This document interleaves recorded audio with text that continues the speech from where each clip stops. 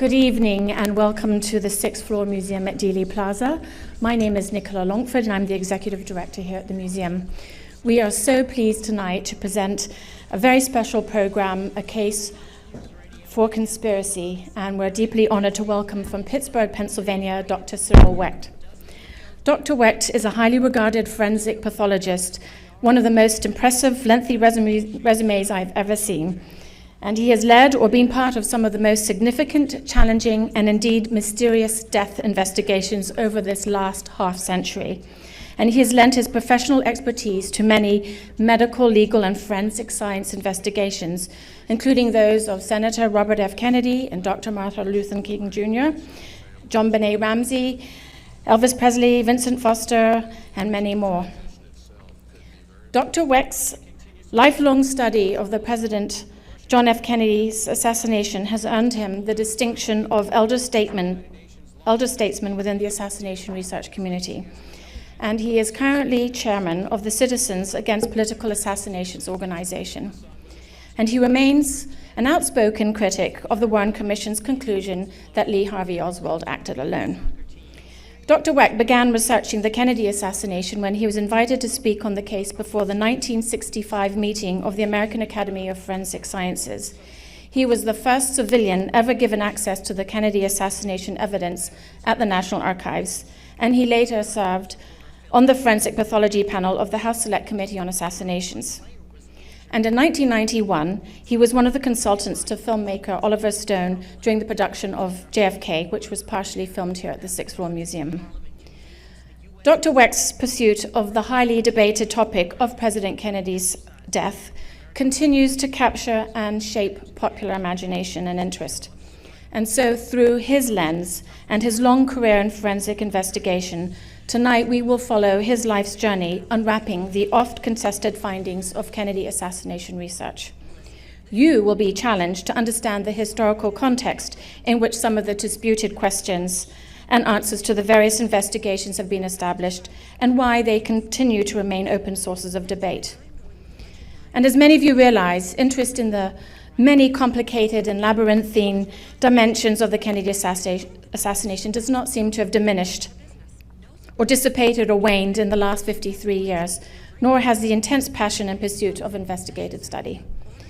It is my great pleasure to introduce museum curator Stephen Fagan, who will lead Dr. Wecht in a dynamic conversation for about 20 minutes, and then Dr. Wecht will follow with his presentation. Many of you know Stephen Fagan. He's a highly seasoned interviewer and museum historian, and he's approaching his 16th year here at the museum. And he also just had a birthday, so wish him happy birthday. Stephen leads the museum's oral history project, and under his tenure, we have captured over 1,600 unique voices. And it's some of these unique voices and oral histories that have evolved into some of our major public program series. And tonight's program is just one such example as we fulfill at the museum our mission to present ongoing research and scholarship in an open forum. We're so grateful to all of you who are here tonight, and I'm now going to turn over the podium to our speakers.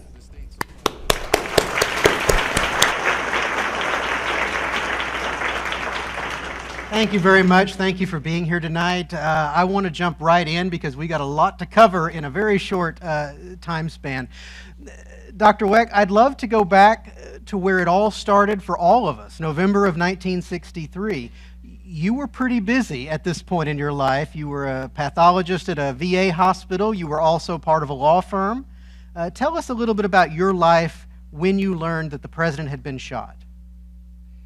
Yes, I had finished my 2 years in the Air Force and then went to Baltimore for my 5th year in forensic pathology and my 3rd year of law school, which had been interrupted by the military assignment, but that all worked out well. I even met my wife there, and came back to Pittsburgh in end of July, beginning of August of '62, and then I was a pathologist at a VA hospital, and starting to do medical legal consultations, and became part of a law firm. Right. So you were pacing yourself. Yeah, right. And I already had our first boy was born. now a state Supreme Court justice in Pennsylvania.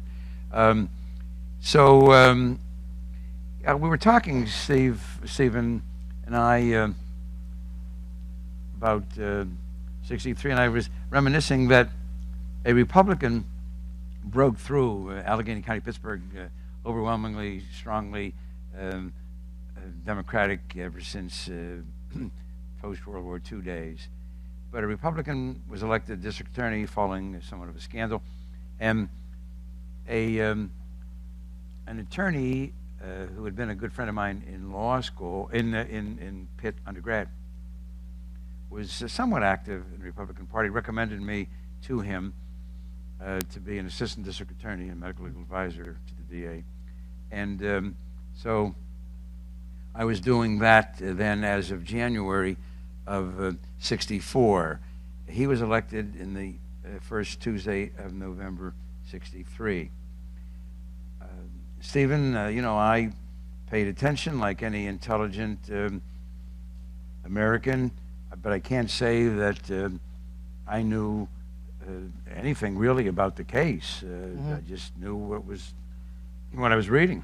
And as everybody here knows, whichever side of this controversial matter you are on, insofar as the news media establishment from then until this day as we sit here now, overwhelmingly, enthusiastically, rigidly behind the Warren Commission report. So I'm sure I'm correct in saying that there could not have been very much. I guess some people raised some questions, but then my involvement in the case did not begin until in late 64, while sitting with my good friend Charlie McInerney, head of the crime lab, as we called it, the forensic science lab in the district attorney's office where it was quartered. Charlie was a member of the program committee of the American Academy of Forensic Sciences. Every year the Academy meets third, fourth week of February, and they have multiple divisions, pathology, toxicology, criminalistics, psychiatry, question documents, etc. And they have a plenary session. Each section meets separately most of the time, but they try to come up with a subject that will hold the interest of most of the different sections. Charlie said, we're going to do a Warren Commission report in the 65 meeting. Would you like to represent the pathology section? And I said, sure. And I went to the Carnegie Library, with this great, magnificent library. Carnegie Library, I think everybody knows Andrew Carnegie made his fortune in Pittsburgh, and we've been blessed with that, Carnegie Mellon University now, and so on. So I went there, and yeah, they already had the 26 volumes. This is in late 64? Yeah, late 64, because the meeting, late 64. When did it come out? Late September, early October, right? So they got them damn fast. And by the way, I bought a set too somewhere along the line later on for $75. How much does a 26 volume set cost? I couldn't tell you. We have a few. $75 is what it cost him. So I went to the library, and I immediately, I go to the index, right? I want to get into the pathology and the medical stuff and so on. Ain't no index, baby. Ain't no index, okay? From the very, and then this is a good point to mention, as you and I were talking, somebody, a dear friend, a wonderful woman, Sylvia Marr, and people should know, this woman, divorced, living alone, single woman, I think she had a job, I think she worked at the United Nations, I'm not sure. This is back then, in the, late 60s or so on. No computers, right? Nobody even dreaming about computers as far as I know. She puts together an index. The point I'm making is the government putting out 26 volumes, no index, that's already, in my mind, part of, I'm not saying they sat down and, in like you sketch everything out like some big military battle, we're going to do this, and we're going to do this, and we're going to do that. But this is the way the chips fell, beginning with J. Edgar Hoover, head of the FBI. How do you know in a matter of a couple of days or so? Forget what anybody believes about the conspiracy. And a murder here in Dallas or Pittsburgh, unless you got something cold, dead, witnesses, but you got a murder, and how do you know in 2-3 days? And then they find out that you're the murderer. How do they know that I didn't collaborate with you? How do they know I didn't drive you that night? How can you know that? How was it possible for Hoover to know that he had cleared the deck of everybody with Oswald? So the point I'm making, that was the milieu. That was what was out there. And then for me, it flowed. I get my paper, and a couple of FBI agents were in the audience. We came to learn. Hoover already had them. Can you believe that? At the Academy. Not to hear what forensic scientists were saying. And it's safe to say that first paper in February of '65 was critical of the commission's findings. Yes, but nowhere near as critical, as it came to be later on, because I still hadn't seen, a lot of these things. Right. So I remember, then I got contacted. That's how I came to know Sylvia Meagher. That's how I came to know Mark Lane, and then Josiah Tink Thompson contacted me. Tink had somehow gotten a spot with Life magazine to review this approved film. Yeah. Asked me, we hadn't met, called me up and told me who he was, and I went out there, I think December of '65, right? Mm-hmm. Studied this approved film, and so that when began to open up the door, and I became involved and so on. And then you met Jim Garrison. Jim Garrison then contacted me in '68, and met with him and reviewed everything. And then that was my first. I've testified 3 times under oath in this case. The first one was in federal court in January, I believe, of '69 or December. December of '68. December of '68. Garrison went into federal court to get access for me to the autopsy. I'm going to testify in a murder case. The judge, I remember it, and I remember who he was. Charles Halleck Jr. His father was the GOP leader of the House of Representatives for many years from Indiana. I didn't know. He was the federal judge. And he ruled from the bench immediately that the government must allow Dr. Wecht in.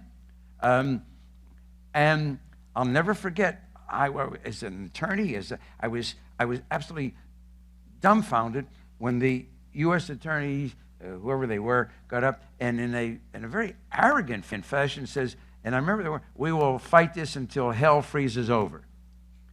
I had a hell of a dilemma in my mind, because a young guy to get involved and to testify and so on. But I had the good sense, and I'm proud of myself. I said, Mr. Garrison, I can't testify as a forensic pathologist if I haven't seen the autopsy report. And so I did not then testify, and the trial went ahead. Then the next time was very interesting too. You all know about the so-called executive order, the Jackie Kennedy. She became the owner of everything, right? She owned the clothing and the gun and the bullets. It's all hers. Yeah. The last person in the world, I think, that would have ever even wanted to see anything like that probably was Jacqueline Kennedy. But they came up with this cockamamie thing. It was April of '65. She gave this gift, and then in a year and a half to the later, National Archives. National Archives. 1.5 years later, October '66, they went back, and I think 2 or 3 of the original people went back, and a couple of others, and they reviewed everything. And I'll get back to that in a moment.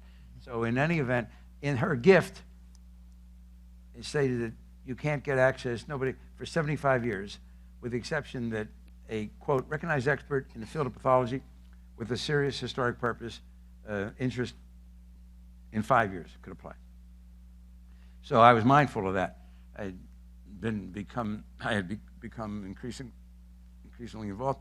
So came October of '71, I fired off a letter to Burke Marshall, who, as Assistant Attorney General under Bobby Kennedy, was the executor of that agreement, that gift. Then a professor of law at Yale. He never responded. I wrote a second letter, no response. One day I get a call, Fred Graham, New York Times.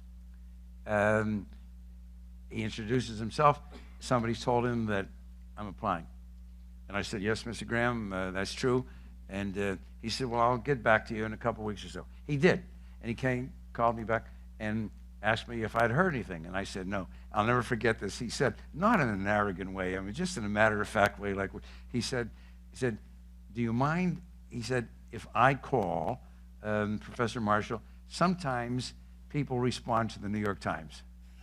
I'll never forget that. And I said, fine. So it worked. Then I finally hear back from Burke Marshall. He's going on Christmas holiday. Then it already is now into 72. And now he says, I got to come to New Haven. Well, little did he know, that's my second home. We still have a home outside New Haven in the shore there. And my cousin and my best friends, one of whom everybody knows from Lender's Bagels. I used to go and deliver bagels with Murray late at night. But anyway, so I was delighted to go to New Haven. And he interviewed me. And finally I got in. And then that's when I got in August. And that's when I became aware of those agreements. And I became aware of the difference between what was listed in April 65 and what was inventoried and listed a year and a half later in October of 66, including a big metal box, which absolutely held the brain. There's no question about it, with formalin, and some photographs and other things. And that was the front page story of New York Times, page 1, by Fred Graham, because he had the exclusive with me, of course, the President's Brain Missing.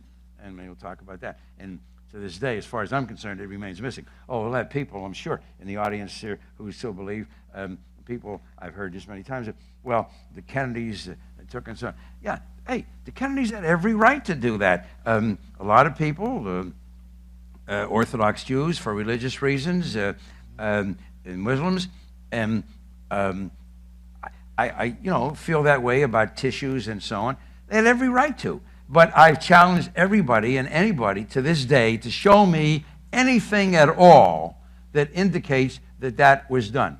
And not that the Kennedys have to answer to me, but my point on that is that if they had done that, just simply make that statement indirectly through a spokesperson, and that's it. Would you want somebody to continue to talk about your father's brain or your mother's heart every day, or somebody like Wecht talking about this? That's terrible.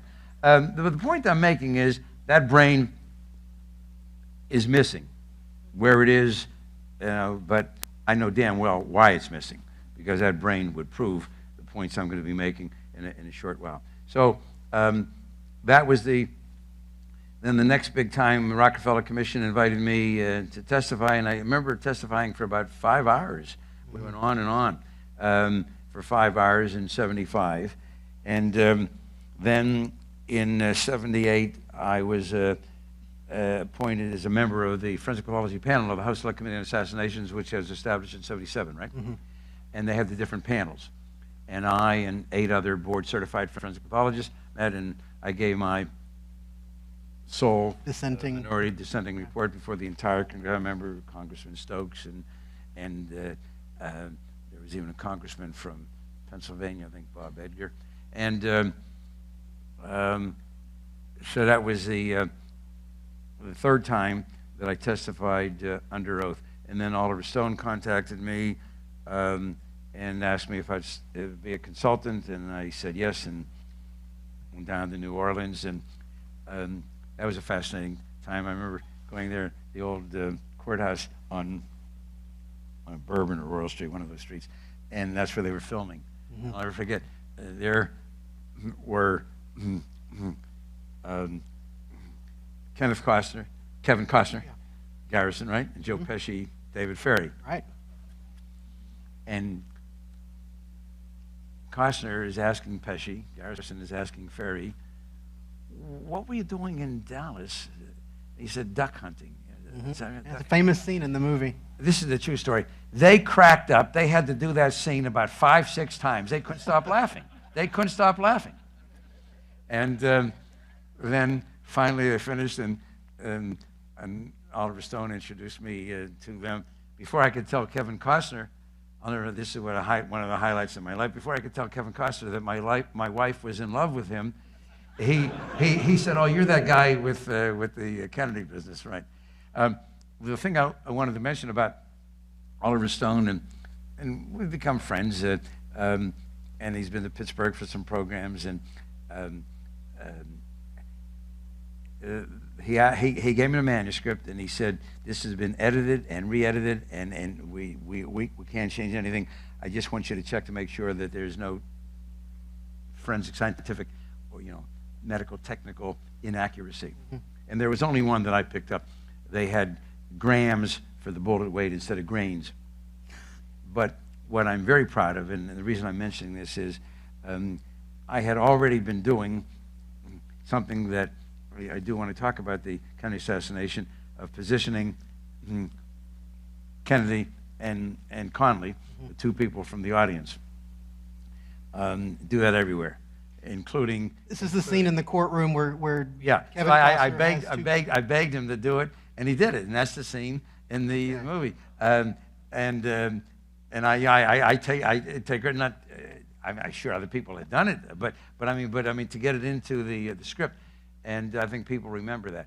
So then that's continued, and been active with various groups. I got a lot of colleagues here. I'm not going to start naming names, although Bob Groden, Deborah Conway, and many others who have been stalwarts in this for so many years, and so on. Let me ask you a question, because you have been so passionate about this over the years. You're known for your passion.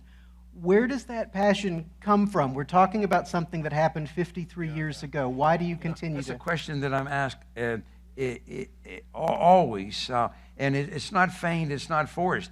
It just comes. I guess it's just a combination. Number one, my personality. I get involved, and I do believe in things strongly and form opinions. That's part of it. My genetics and so on. But that is coupled with what I feel is important about this case, and why it should not be forgotten, and why it has to continue to be pursued. And we'll see how it unfolds at the end of the year, when all these additional records are to be released in October under the 1992 Congressional Act, JFK Records Release Act, calling for the release of all the documents that were withheld. And I've been chair of CAPI, that, as Longford mentioned, Citizens Against Political Assassinations. There have been other organizations in the past, and a lot of people have done some tremendous work. I'm not going to get into names because I'll forget somebody, I'm sure. But we're pursuing this, and we're keeping our ear to the ground. We had a marvelous program March 16th, the National Press Club. One of our colleagues, Andrew Craig, set up. He's a member there, and it was a wonderful program. But it's a great program. The chief presenter was Judge Tonheim. Now, John Tonheim was appointed by President Clinton as head of the ARRB. Assassination Records Review Board. Assassination Records Review Board. Okay? And he at that time was in the Attorney General's office in Minnesota. The following year, I think, Clinton appointed him to the federal bench. And that group existed for about 3.5, 4 years. The ARRB, I remember meeting him back then, and been on a program. We had 2 big programs at the Wecht Institute of Forensic Science and Law in Pittsburgh at Duquesne University in 03, the 40th, and 13, the 50th. So Judge Tonheim, now the chief judge of the federal court in Minneapolis, the chief judge, Minneapolis, okay? He's there, the National Press Club, talking for a whole hour about this business. Zero coverage by the news media establishment. Zero coverage, okay? If there had been a car accident in D.C., it would have been mentioned. If Joe Jones had shot Mary Smith or whoever, that would have been covered. I mean, how can you, how can this be? But this is, this in and of itself can be a discussion for an entire night, the news media establishment, but I just wanted to make that point. Yeah. Well, we're going to see some of your passion on display in just a moment because you have a presentation to give us here. I'm going to leave the stage during this portion of the program. You have question cards that should have been in your seats. We're going to collect those towards the end of Dr. Wecht's lecture, and then I will come back to the stage and we'll go through some questions and conclude our evening. So I will be back in a few minutes. Dr. Wecht, Dr. Cyril Wecht.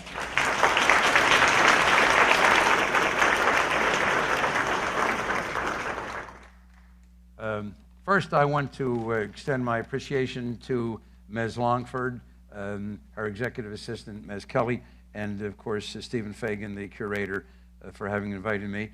And as they have pointed out, I really did not know this for certain.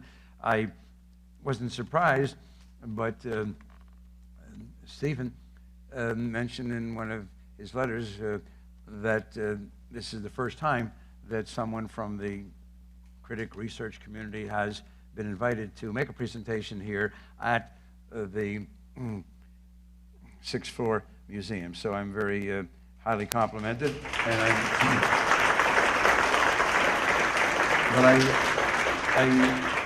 I want to thank them really for doing this. It says a lot, and I'm sure I now won't be the last. It's a shame that some of the early people like Mark Lane and Sylvia Maher and Harold Weisberg and Bud Fensterwald and others come and gone, but there's still people around that can come. Well, I met Stephen here in November when I was invited by Deborah Conway to be a speaker at the Lancer conference and Judith Baker to be a speaker at her conference, and Stephen invited me over here and did an interview, which I think is part of their oral history archives. All right, so let's start. Just relax, because Stephen has made arrangements for a midnight snack, as well as for a 7:30 a.m. breakfast. So we're going to be here. There's no hurry. We got a lot of time. All right. I'm sure probably that most everybody here has been through the museum. It's a wonderful museum, and I compliment the people who have developed it and keep building upon it. And I hope that they'll be able to maybe get more space somehow and continue in their magnificent effort to keep this alive. It has been since 1989. So among the presentations which I went through with Ms. Longford and Mr. Fagan before, and I was delighted to see this, were posters, newspapers, and I'm sure a lot of stuff too, audio which we didn't have time to listen to, talking about what was going on. And that's important back then. I always point out to a crowd, although probably isn't as necessary here, but for others, especially younger generation, you can't understand an event in history, especially something of a cataclysmic nature, unless you know what was going on. What was the milieu? What was happening? How did certain things occur? How did Adolf Hitler come to be the monster that he was? What was going on in Europe after World War I? And Stalin in Russia with the revolution and so on.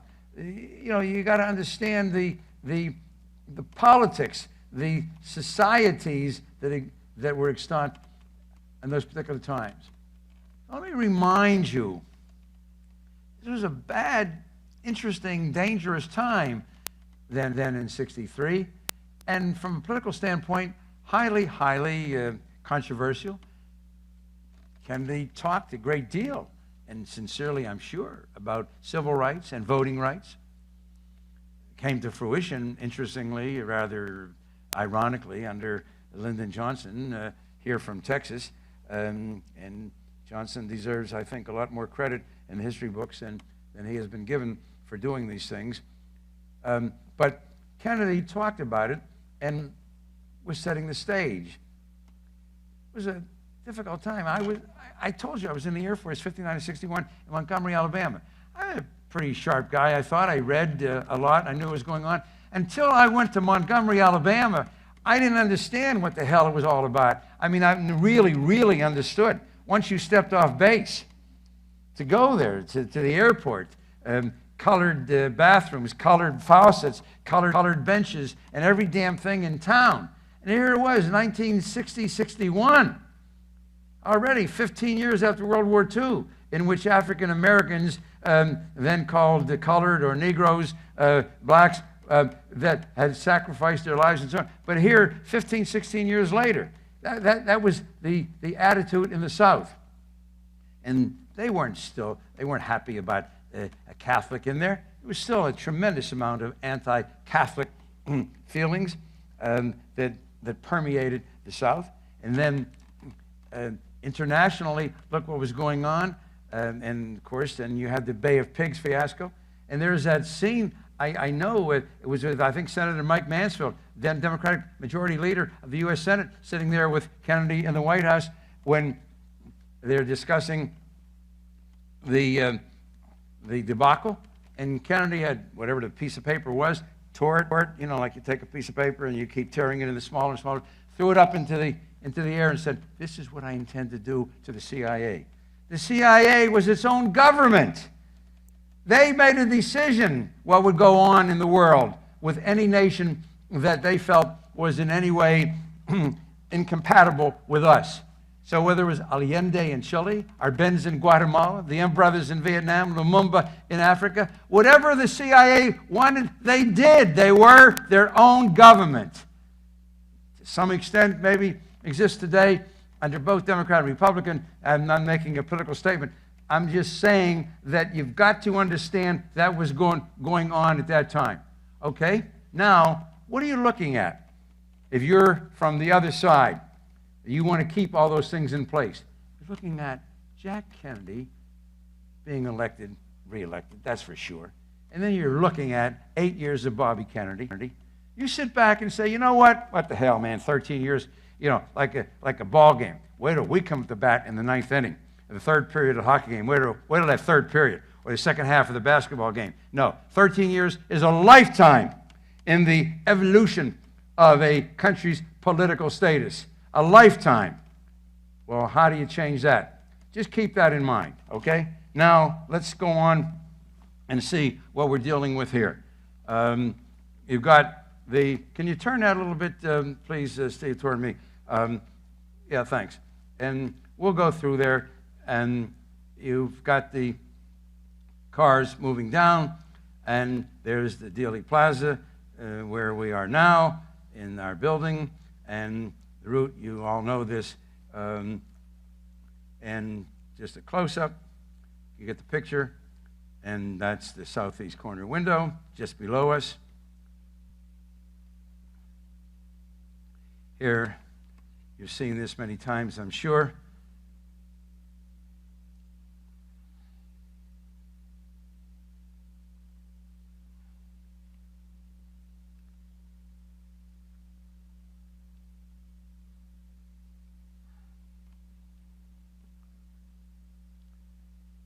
I think it's shown again in slower motion.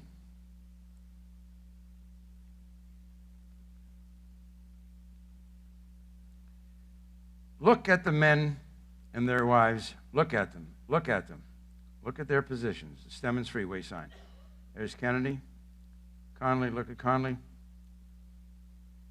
And there's 313 coming up. Okay, all right. So, keep that in mind. You saw that hit to the head, and you saw the way the president moved, all right?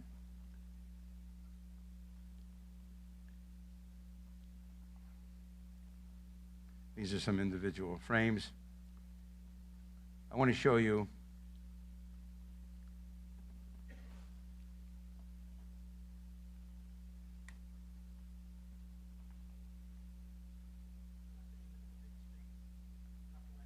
aim it at the big screen.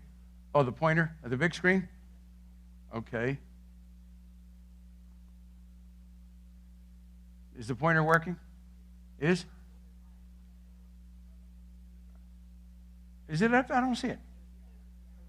All right, well, you know what? I'm not going to get involved. I want you to look at John Conley. Look at his Stetson hat. Look at the position. I think look at the Stetson hat.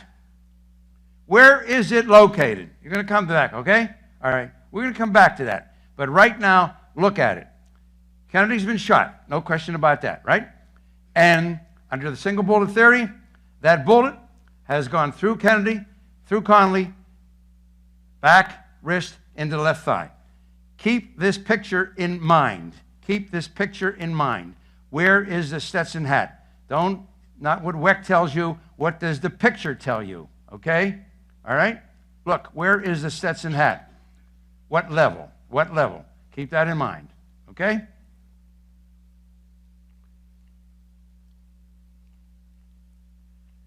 Each individual frame, backwards, backwards, backwards, backwards, backwards. Okay? Now, we come to Parkland Hospital. A very fine hospital here in Dallas, trauma center. Some 18 physicians quickly became assembled, and they examined the president. Top surgeons, a trauma center in a major city. How many gunshot wound cases do you think they had seen individually and collectively over the years? Kemp Clark, the chief of neurosurgery, said there's nothing to be done to save this man.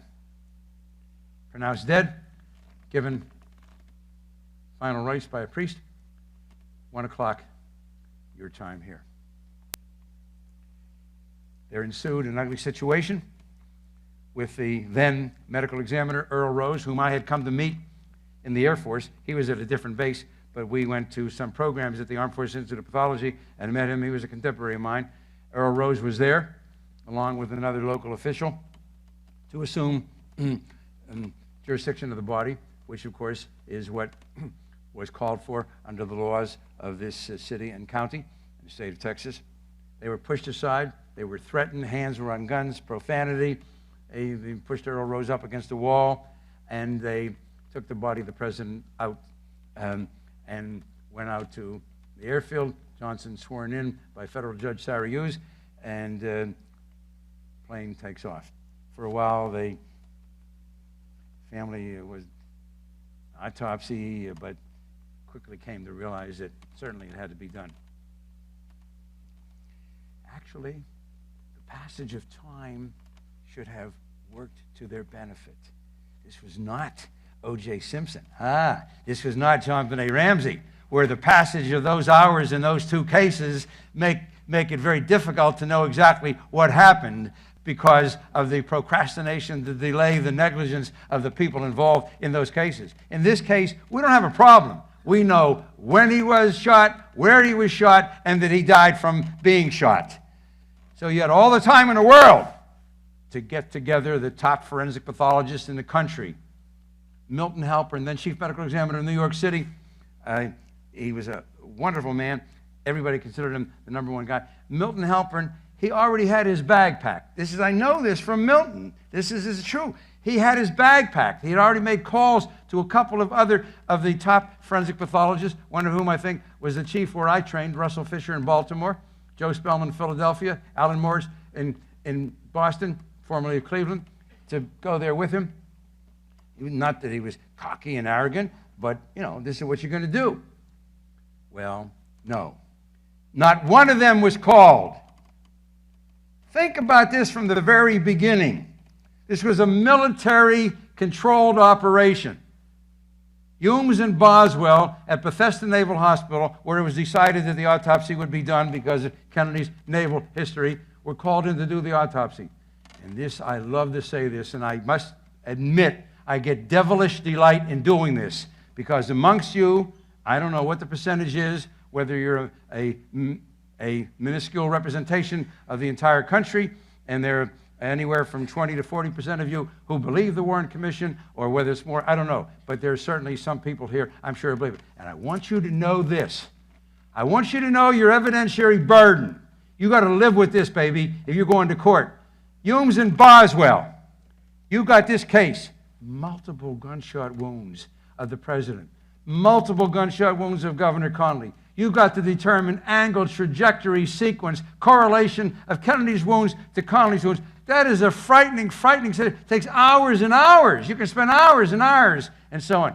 Humes and Boswell, the two Bethesda Naval Hospital pathologists, had never done a single gunshot wound autopsy in their entire careers. Not a single gunshot wound autopsy in their entire careers. This is America. This is our country. I was recently interviewed by somebody in Sweden on the still unsolved death of their Prime Minister, Olof Palme. And I said, by the way, who did the autopsy? The chief forensic pathologist, of course, at the Institute of Forensic Science. You go and you look at any one of the political assassinations in any country, including Africa, Asia, and Europe, and I'll bet you anything. You can consider this a bet to a fine meal somewhere. You will find, if you have a top official had been assassinated in any one of those countries over the years, that the autopsy was done by the top people at the Institute of Forensic Science, whatever they call it, okay? So I want you to know that. All right, well, am I just excited and passionate, as Steve says? Okay. Because am I intellectually affronted? Am I chauvinistically deplored as a forensic pathologist? Well, let's see. Now we get to the heart of the case from a medical standpoint. Let's go back to the 18 doctors right here in Dallas at Parkland Hospital. They don't know a thing about this assassination, right? I mean, they don't know. They're doctors. They're doing their thing. Trauma surgeons, and they're called in. You've got a dozen. This is on record. This is on camera. One of them, Dr. McClellan, we had him in our 2013 conference live, this wonderful surgeon, now retired. Every one of them talked about the defect in the back of the skull. Kemp Clark, the chief of neurosurgery, do you think he knows the difference between cerebellum and cerebral hemisphere? What do you think? Okay? He said he held the cerebellum in his hand. In his hand, that's back here. The base, posterior base of the brain, the cerebellum. That's what they saw. Who do you believe? Who do you believe? These guys? Or the people there at Bethesda who have never done a gunshot wound autopsy in their entire careers? And by the way, talking about passion and being upset, how would you feel? I love to come up with this retrospective, metaphorical presentation. What if the president wasn't shot that day? He slipped in the bathtub, taking a shower, struck his head, and became groggy. Maybe he was unconscious for a short while. So I'd ask you, non-medical people, whom would you call? So you say, well, I want a neurologist. You say a neurosurgeon. You say an internist to check his heart and lung status. And you know a little about medicine. You say an ophthalmologist, look at the eye grounds, because sometimes an intracranial hemorrhage can be manifested on ophthalmological examination, okay? What if, under my metaphorical presentation, they had called in to evaluate Kennedy and his concussion, they had called in a dermatologist, a plastic surgeon, and an obstetrician? How would you feel about that, okay? Okay? Does it take much to make somebody passionate, to make somebody pissed off? I mean, you got to accept that kind of total bull. I mean, this is what you're dealing with. And I'm hammering that. I know I'm hammering it because I want people who believe in the Warren Commission to understand what you are dealing with. All right, now let's go on and see. Oh, no, hold on. Let me go back. This is the sketch. This is the sketch that they made that night. they show, you see in the back, the wound up there, the figure on the right-hand side, and, of course, the figure on the left, the curvy linear in the neck. On the night of the autopsy, these two totally incompetent, completely inexperienced guys missed a bullet hole in the president's neck. I want you to take a look at the person sitting next to you. You think you need 4 years of college, pre-med, 4 years of medical school, and 5 years of pathology to see that the person next to you has a bullet hole with blood coming out in the neck. What do you think? What do you think? What do you think, huh? So how the hell did they miss it? Because the doctors here at Parkland had immediately recognized that the bullet had fortuitously ripped through the trachea. When you have somebody with a head injury or a stroke, you got to take over for the brain. The brain is the boss. The brain controls everything. So you got to do what the brain does. And you got to get out carbon dioxide, put in oxygen, and suction out blood and mucus, and you do a tracheostomy. Well, the bullet had made the tracheostomy for them, but they had to expand the hole somewhat, described as a 7 by 4 millimeter hole. They had to expand it in order to attach the tubing from the oxygen machine. And so these guys who did the autopsy that night, including Fink, who came over, I was a third pathologist. He had some experience in forensic pathology, essentially dealing with military weaponry. Pierre Fink I knew personally from my visits to the AFIP, missed the bullet hole. It wasn't until the next morning, I told you before about the passage of time, they had an opportunity to talk with the surgeons here in Dallas and learn. You always do that if you have somebody that's been operated upon and so on. They never did that. And now on Saturday morning, November 23rd, they learned for the first time that they had missed a bullet hole on the President of the United States. How do you handle that? How do you handle that? I'll tell you how you handle it. If you're Asian, you commit suicide. If you're European, you resign. If you're an American, you just bull your way out of it. That's the way you handle it, okay? That's it. So now, how did they deal with the bullet holes on Friday night, November 22nd? Oh, this is lovely, too. They're probing the back wound, finger, instrument, feel nothing. Do x-rays, see nothing. Open up the chest, take out the lungs, find nothing. Can you just imagine if you were there? And just then, like one of those horrible movies, terrible movies, they come on late at night, and it's 1:30, and the station's going off the air at 2 o'clock. You could predict what's going to happen. It has to happen because there's only a half hour left with commercials.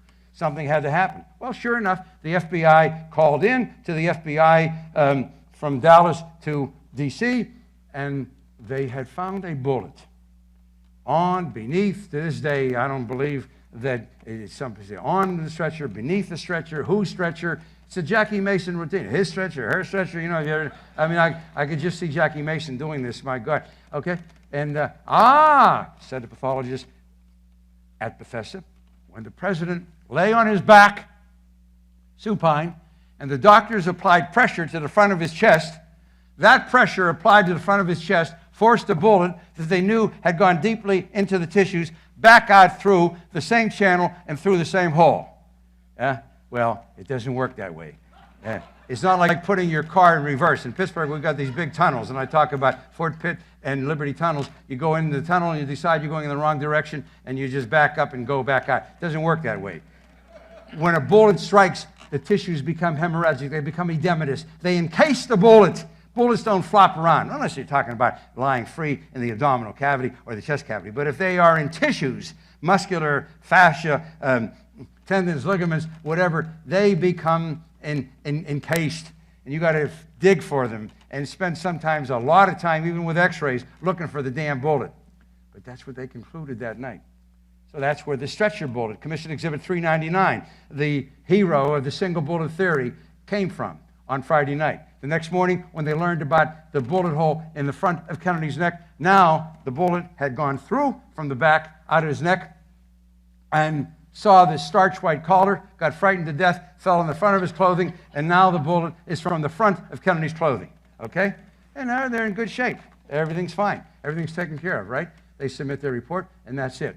Well, along comes a guy named Abraham Zapruder, who took the pictures here, and you all know about that, of course. And the film, which I had the opportunity to study with Tink Thompson, determined that 18.3 frames move through the film per second. 18.3 frames. And, you know, as the old people, somewhat older, remember putting on the spool of film inside the camera, and then each one of those little things is a frame, and study that at Life magazine. Blow-ups, I think they were 11 by 15 or 8 by 11 or something like that, and just going from frame to frame, and you're moving 1/18 of a second from picture to picture. There's not a word you can utter. There's not a thought you can entertain. There's not a movement you can make 18 times in 1 second. You can study this murder at 1/18 second intervals. And they did that. And they saw that John Connally was struck about 1.5 seconds after Kennedy was hit the first time. Okay. Then they come up with the alleged murder weapon, a Manicure Carcano, described by every long gun expert I've ever spoken to as the most inferior weapon of his genre developed anywhere in the world. I'll never forget, I had done a medical legal program in Italy in 1965. It was my first international program, and I put together another one in 1972, I think it was, and they asked me to speak about the Kennedy assassination, and I said, sure. And I was talking, and I saw some of the distinguished professors I had met in my previous visit, older than I at that time, and they were kind of smiling and giggling and a little bit, and I just felt so bad. So afterwards I went to Silvio Merli, who had become the director and who spoke good English, and I said, Silvio, I feel terrible. I want to apologize if I said anything that was silly. He said, no, you don't understand. He says, when you were talking about the Manicure Carcano, he says, in Italy, the Manicure Carcano is considered to be an instrument of love, not a weapon of war. That is the Manicure Carcano. That's your weapon. And at that time, it took 2.3 seconds from shot to shot in the hands of the most skilled marksman, whoever they were. They got them lined up. I might have been Clint Eastwood or John Wayne, but, you know, I mean, who's fast on the draw and that not allowing time. Remember, it's a moving target and sporadically blocked by some tree branches, too, looking out that window down there below us, one floor. But 2.3 seconds. I know since then they talked about, well, somebody did it faster or that. In the meantime, before they came to realize the full impact of that was it in the hands of the most skilled marksman, shooting, as I recall, on a platform in an open field. 2.3 seconds. Well, how can that be? It can't be. How do you handle that seemingly impossible physical incongruity between the timing of the Zapruder film and the timing of the shooting of the Manicure Carcano? And that is when junior legal counsel for the Warren Commission, later to become senior senator from Pennsylvania, Arlen Specter, came up with the single bullet theory. Specter, very bright guy. And I'm not dumping on Specter in some kind of a ad hominem fashion. As a matter of fact, we became quite good friends. And in 2004, when he was running for re-election, he asked me if I would come out for him, and I was very active in Democratic politics. He was running for re-election as a Republican, and I did. And I came out for him, and I came out for him again in 2010. I just mentioned that so you'll know that, you know, it's not my intention here to dump on Arlen Specter. In fact, I think he was brilliant to come up with how else were they going to handle this. How else were they going to handle it? It was Specter's idea. And that's what they ran with. And that's what they must live with to this day. The single bullet theory. Well, let's continue with some of these slides. Famous deaths there. Measurement there. Now, here are Connally's wounds. Not my sketch.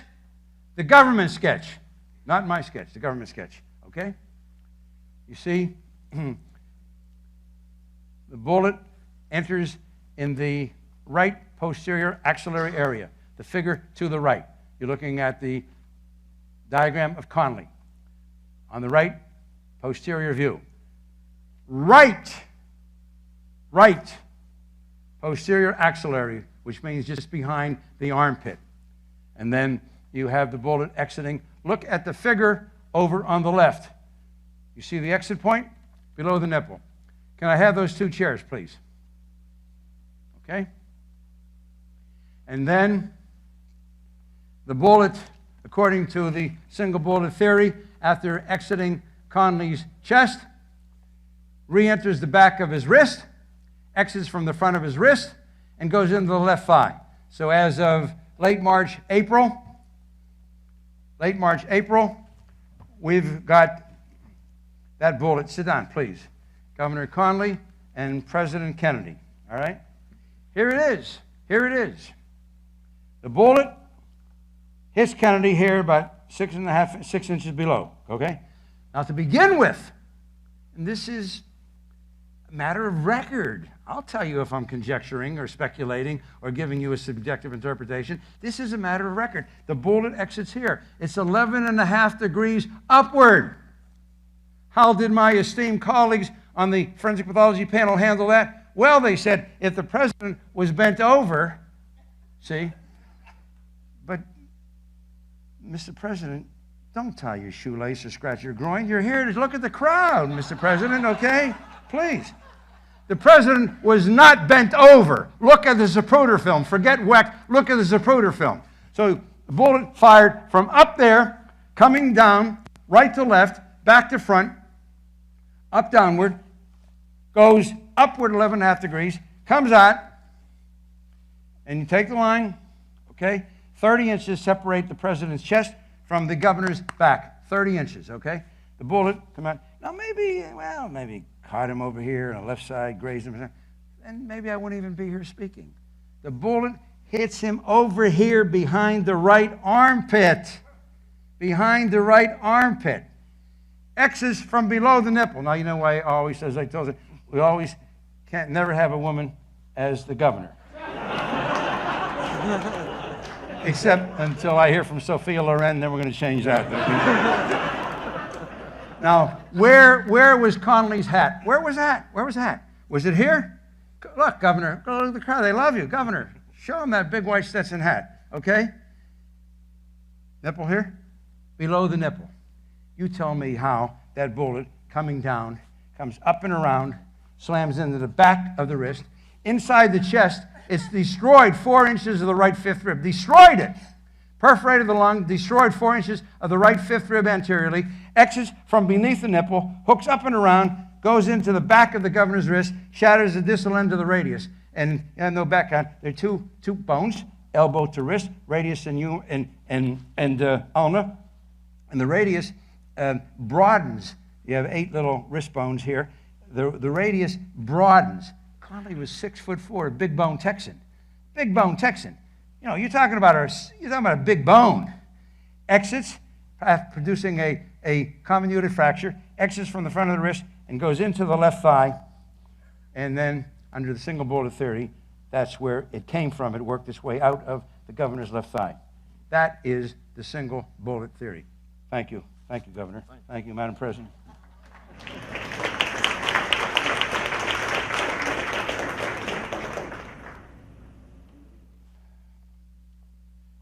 Again, these are the government's sketches. I didn't make them.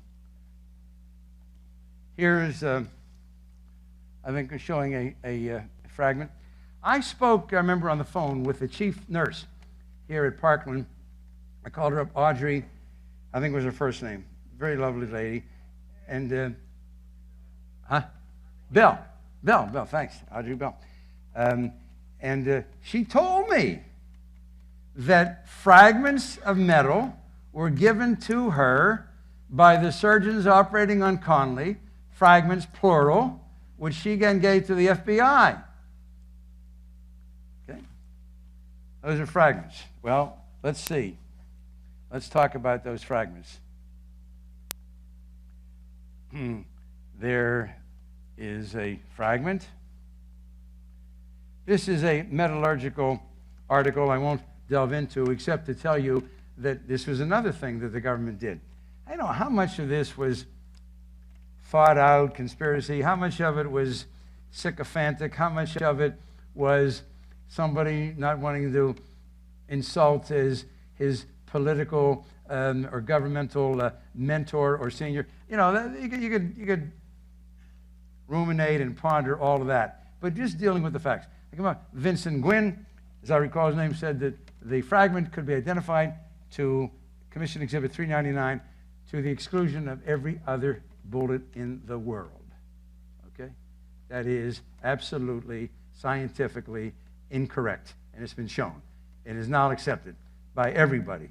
You, FBI, I don't get anybody. By all, there's no way that you can say that at all. But that was part of the package deal that just evolved.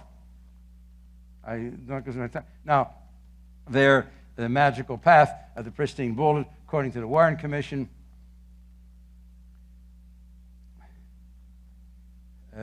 you see, the blue line represents the way in which the bullet would have traveled. The red line is the magical path. Here, look at the Zapruder film one more time now. Watch it carefully. Look for yourself where they're sitting, coming at us. Look, look.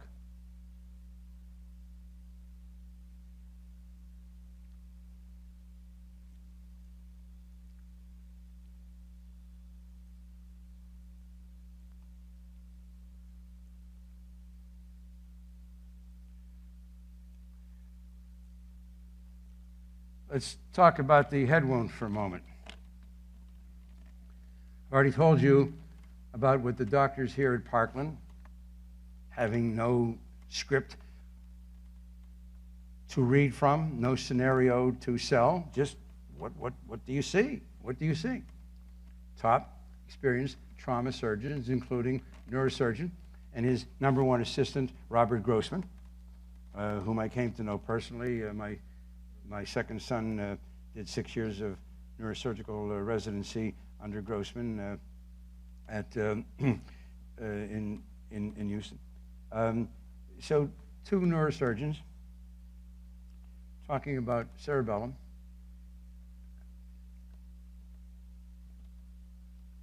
You see the way in which the president's body lurches. A motorcycle policeman riding just behind the left rear wheel of the president's car was spattered with blood, some tissue, and was certain for several seconds that he had been shot.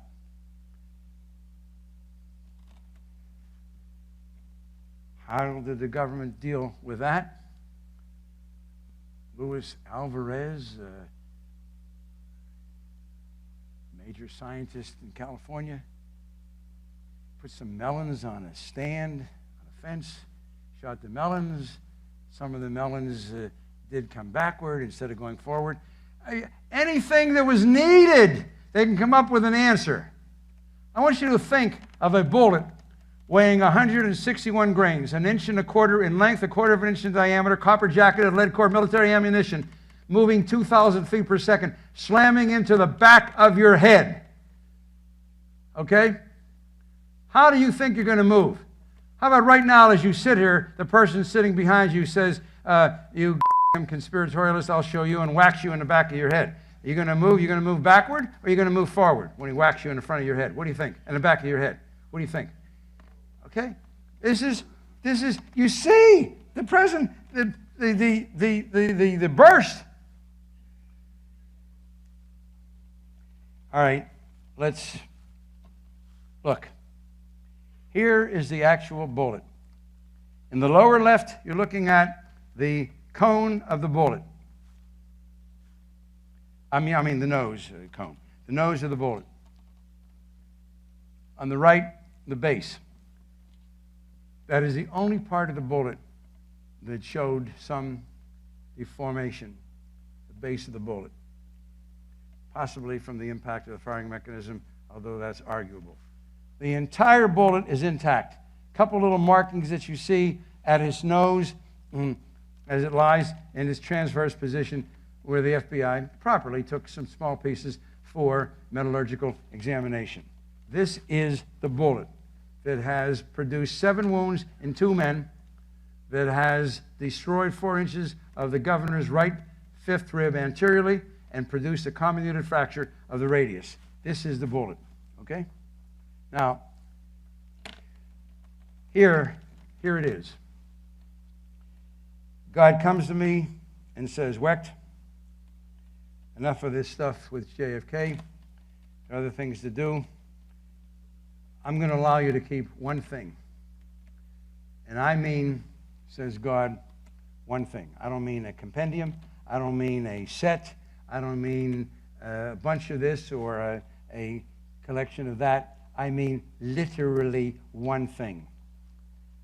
I don't take a fraction of a second to respond to God. God, this is it. This is the government's picture. There was somebody on the Warren Commission, I don't know who. I would love to know who it was, so I can give him a big kiss, who said, you know what, in science, we do things experimentally. We try to recreate. We try to prove or disprove something. So what do you do with bullets? You fire them into either water or cotton wadding to see what the bullet will look like having struck nothing, just coming the rest. They did that. Then the second set of targets consisted of goats, which they lined up so that the goat could be shot through the chest to break a rib to simulate Connolly's rib fracture. Then they got human cadavers, and they lined them up to shoot through the distal end of the radius to simulate Connolly's radial comminuted fracture. The government did that. They then, not Wecht, not any of my colleagues, the government put this picture together. And so, now, here we are. You are the jury. I want to thank you.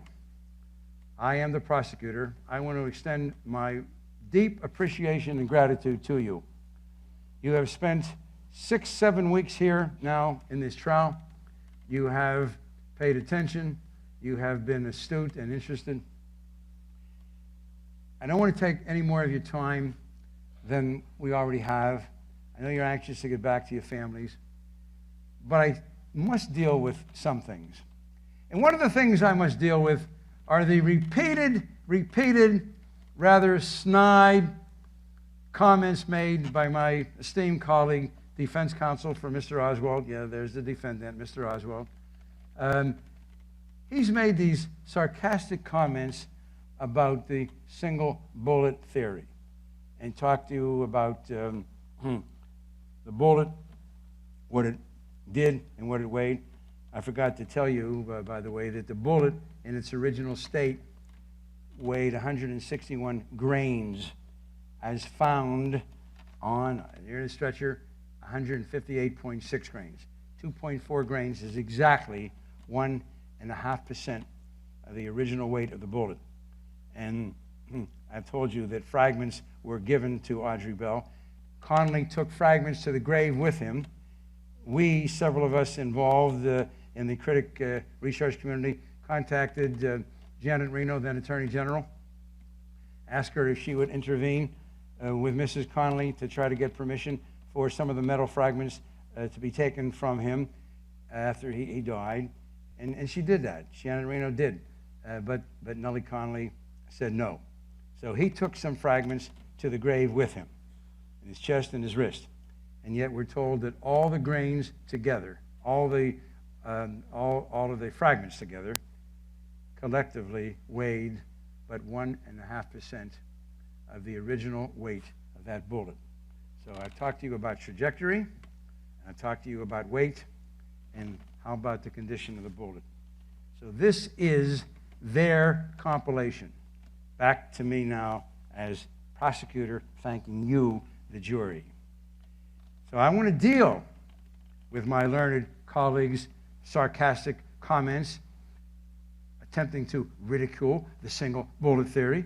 And I want to show you and remind you of the experiment that we did. Ready? Coming in from the left, Second and third bullets closely aligned. Those are bullets that went into cotton wadding, striking nothing. Striking nothing. Look at the base. Okay? Second from the right almost looks like a different caliber. It's not. It's the same exact bullet, but it's misshapen. That is a bullet that went through the rib of a goat. The bullet to the far right at the very end is a bullet that broke an ulna in a human being. They, the government, not Wecht, not any of my colleagues, the government, the Warren Commission people, they did this. This was their experiment. They chose the representative bullet from each of those different targets to prove the validity of the single bullet theory. And so I say to you then, ladies and gentlemen of the jury, is there anybody here that has any question, any doubt, a moment's concern at all about what we, the government, have shown you? If a bullet that breaks,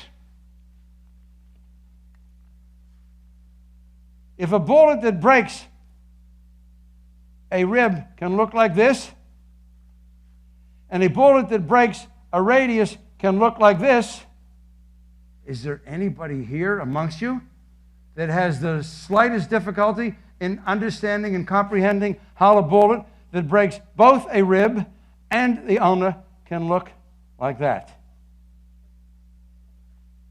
No problem, right? This is the one thing, God, I take with me to my grave. You can have everything else, but I want this picture alone. That is the government's case. Okay? Well, these are 26 volumes. We've talked about that. I always make a request of every audience that I speak to, because amongst you are many people, all of you learned, educated people, and some of you probably active, maybe academicians even, and some of you possibly on your school boards. I always make one request. In lieu of, or in addition to, the honorarium, and I don't even want to mention the honorarium here is obscene, $50,000, which I'm donating back to the museum, by the way. But only one person laughed. You really think? But anyway, I ask this, really, that I ask this favor of you in all seriousness. If your school, where your children, your grandchildren go, that school, that particularly high school, certainly, college, university, does not have the 26 volumes, make sure that they get it, because this is part of history of this country, indeed of the world. But then there is a corollary to my request, and that is that in addition to purchasing, you request that they put those volumes in the proper place in the library where they belong. Next to Jules Verne, 20,000 Leagues Under the Sea, Huckleberry Finn, Tom Sawyer, that's where they belong, okay? My friends, this is what this case is all about. Steve asked me, how can I be so passionate and so on?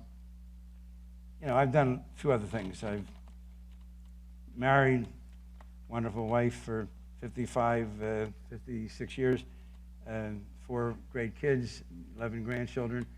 I've been busy as hell. I did 556 autopsies last year. I'm on schedule to do more than 500 again this year. I've been forensic pathologist, medical legal consultant, just testified in a big murder case 2 weeks ago in New Jersey, a deposition of 5 hours with 8 attorneys from Mississippi and Alabama and Tennessee in a big case. I'm very, very active. I was involved in politics. I was a county commissioner. I ran for U.S. Senate. But I've done all those things. I haven't been sitting around just dealing with the Kennedy assassination. The point I want to make is that it isn't difficult to become passionate about this, to think about what is involved here. What was the situation then?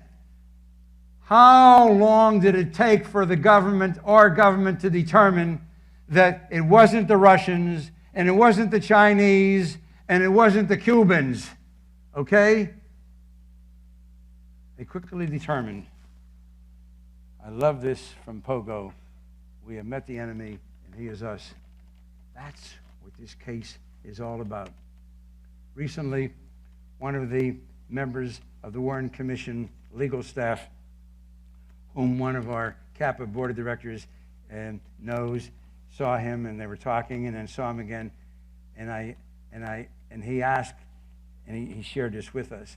He asked this member, I won't give his name, he asked him, did he really think that the Warren Commission was correct? Did he think that the truth was told? And the answer, I thought, was beautiful. The answer that this man gave, a distinguished man, I wish I could tell you his name and his relationship to somebody now currently involved in national government. He said it was the political truth. That's what this was all about.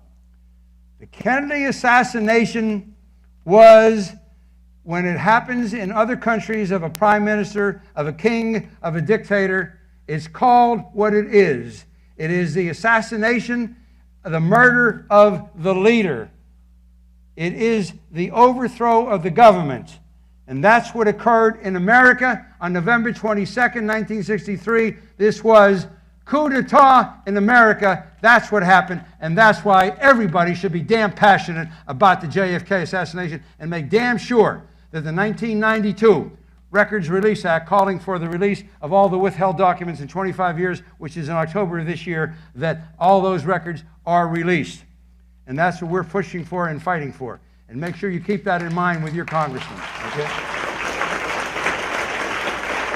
Well, I thank you, and I believe that we have time for questions and answers, and I'm sure there are people who express any disagreement. Fine. Stephen, you'll come back up here and... okay. See, we have quite a nice stack of questions here. All right, so we're going to get right into it. Do you believe there was a... We're going to take care of that. There we go. Okay. Here we go. Do you believe there was a connection between the murders of JFK and RFK? In a political, philosophical way, yes. Not do I believe or could I ever prove the same people, but the same kinds of people. Because to look for 8 years of Bobby Kennedy, they would be faced with the same kind. And Bobby Kennedy, I think as a matter of record now, did express to somebody that he was going to reopen. I shouldn't say reopen. He's going to look into the... I think his son has said this, that his father, Senator Robert Kennedy, said. And by the way, and I don't want to digress. You'll invite me back another time for this, but I love to do this, and I'm not going to miss the opportunity. So, and if somebody really knows this, keep your mouth shut if you really know it, for sure. But I want to ask you, talking about Senator Robert Kennedy, so you won't think I'm some kind of a conspiratorial nut, but show you how these things can happen in our great country. Sirhan, remember Bobby Kennedy has just won the California primary. He's going to get the Democratic nomination. That's it. Walking out through the kitchen, they got to avoid the crowd. They'll tear him to shreds with his clothing. They can't waste, so they come on. We'll go out through the kitchen, and there's Sirhan, Palestinian immigrant, and there's the senator walking toward him, and Sirhan shoots. Okay? That's it. You all remember that. Older folks and younger, okay? All right. What was the distance between Sirhan's gun and Robert Kennedy's body when he shot? 2 feet? 6 feet? 3 feet? You're right on target. This is it. This is what everybody says. And I probably now, I don't know, collectively, I don't know, it could be certainly 50 to 100,000 people. I've been doing this for all these years. What if I tell you it's a matter of record? It's there. Go and look up the autopsy report. Dr. Tom Noguchi, an excellent forensic pathologist, close friend and colleague who did the autopsy. I remember Tom calling me in the middle of the night, not to talk about how to do an autopsy, but how to keep them from spiriting the senator's body away as they had done with John Kennedy here in Dallas. And I remember at 3, 4 o'clock in the morning, my wife was in a hospital having given birth to our daughter, and I said, Tom again has forgotten the 3-hour time difference, and he's calling to tell me that Kennedy, senator, has been shot. Okay. So there is the official autopsy report, signed by Dr. Noguchi. The evidence looked at by 5 or 6 board-certified forensic pathologists on his staff, 3 military forensic pathologists. That was my big suggestion to Tom. 2 suggestions. I said, Tom, got to preempt the government. You invite, and we knew these guys. They were our colleagues. They were our contemporaries. Invite them to send forensic pathologists to be there with you when you do the autopsy. And the second thing I recommended was you got to reach out to somebody that's close to the Kennedy family and in government. And I immediately thought of Pierre Salinger, who was a native Californian. And Tom did both of those things, and so on. So, all right, so the 3 military forensic pathologists, and then 2 civilian forensic pathologists who were official consultants, William Eckert, now deceased, and me. All of us, plus some top-level academic pathologists at UCLA. The shot that killed Robert Kennedy, ready for this? Number 1, entered behind his right ear with a forward trajectory, Sirhan shooting in front. And the distance of the shot was 1 to 1.5 inches. I'll repeat that, 1 to 1.5 inches. That is a matter of scientific record corroborated by ballistic studies. So you've got to be asking yourself, what the hell is Wecht telling us? How can it be? I'll tell you. How can it be?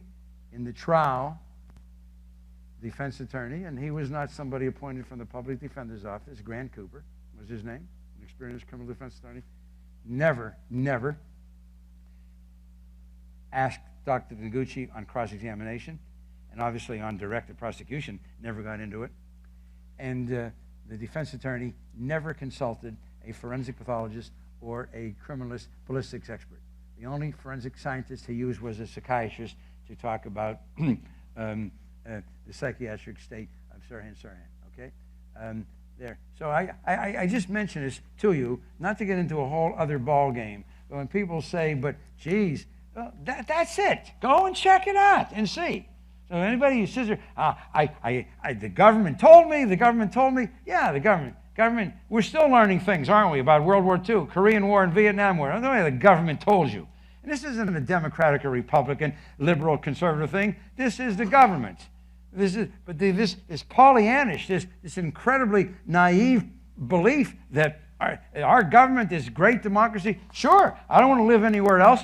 I want to live in America. It is a great country. But I mean, to believe that we would never do anything like that. Wake up. It's just not true. It's just not true. There are the facts. I can take out other cases too.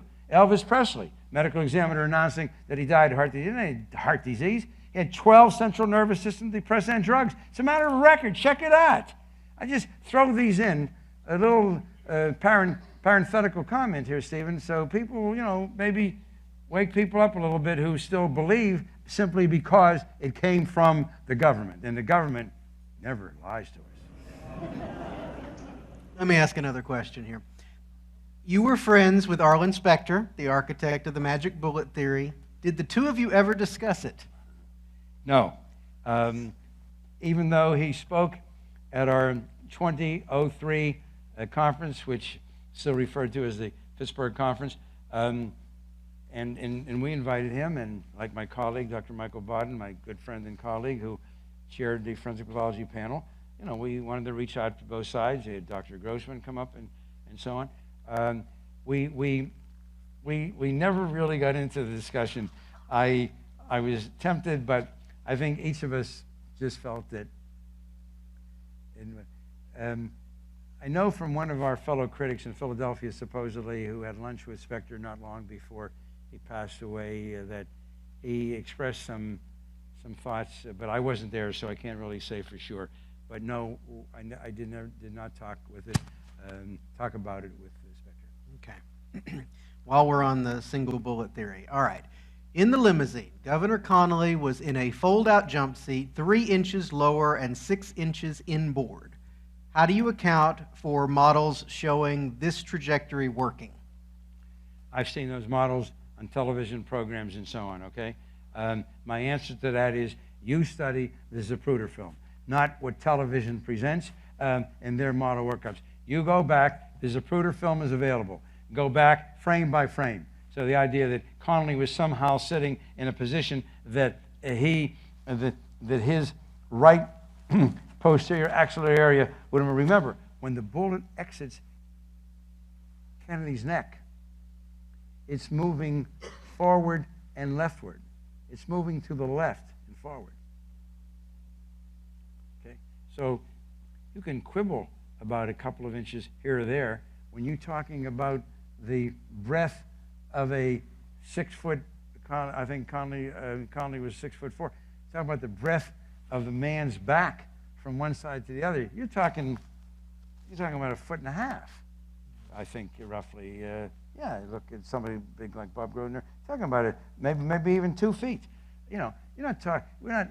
As I said in my talk, if it had struck him somewhere on the left side of the, you can say, well, maybe, but look where it hit him.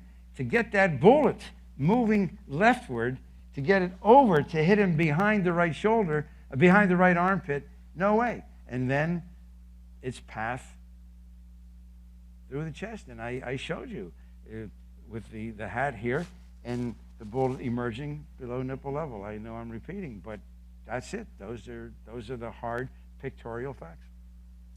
I think this is in reference to one of the autopsy photographs you showed. If there was a bullet wound in the rear of the head, shouldn't they have shaved the area around it before they photographed it? Yes, you always do that. You take your photographs of bullet wounds as they exist, blood and gore and tissue, and then you shave the area. In fact, you collect hair too to look for carbonaceous material. Is going to help you determine distance. You know, in a case like this, that was not a question, no matter what anybody believes. We know that it was fired from a distance beyond a couple of feet, which is then where we go beyond a couple of feet, you don't find stippling or deposition of soot and gunpowder residue. But yes, you take those pictures, absolutely. But they didn't do that because they didn't do it in Parkland. I'm sure that Dr. Earl Rose, the medical examiner, he would have done that, but they did not do that. And you've seen pictures that I showed, I forget in my collection here tonight, they show the president's scalp in the rear completely intact. There's just no way.